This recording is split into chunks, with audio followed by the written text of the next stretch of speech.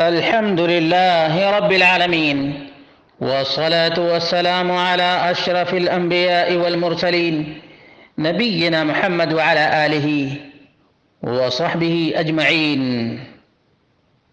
قال الله تعالى: أمن يجيب المضطر إذا دعاه. برادران اسلام، دینی اور ملی بھائیوں، دوستوں اور ساتھیوں، یہ ایک عظیم ترین میسج ہے جو زکریا القبیسی عراق سے شیئر کیے ہیں. الاستغاثة بالاموات من جملة المسائل المختلف فيها. مردے سے التجا اور فریاد کرنا ان مسائل میں سے ہے جن میں اختلاف ہے. فقد اجازها ابو لہب و ابو جہل وسائر جمہور اہل الجاہلیہ. مردے سے التجا اور فریاد کو ابو لہب، ابو جہل اور زمانہ جاہلیت کے تمام جمہور نے جائز قرار دیا ہے. وحرمها النبی صلی اللہ علیہ وسلم وصحابته ومن تبعهم بإحسان. اللہ کے رسول صلی اللہ علیہ وسلم نے مردے سے التجا اور فریاد کو حرام قرار دیا ہے.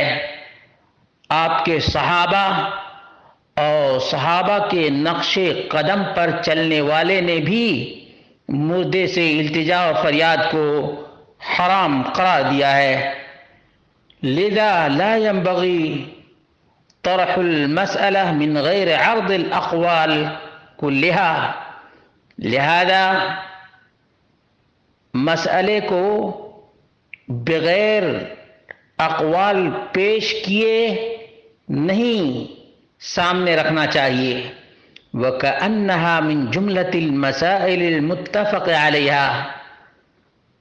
ایسا نہ لگے کہ مردے سے التجا اور فریاد کی حرمت پر تمام مسلمانوں کا اجماع ہے. فالامر مختلف فیہ.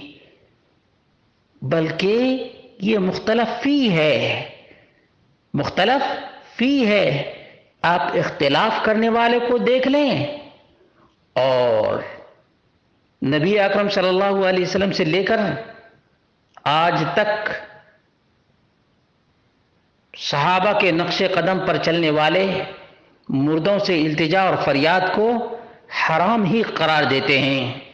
التجا، فریاد، استمداد غیر اللہ سے، التجا، فریاد، استمداد غیر اللہ سے یہ نہیں ہے شرک تو پھر شرک کس کا نام ہے؟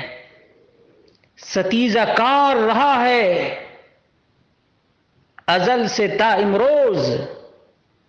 ستیزہ کار رہا ہے ازل سے تا امروز. چراغ مصطفی سے شرار بو لہبی، شرار بو لہبی.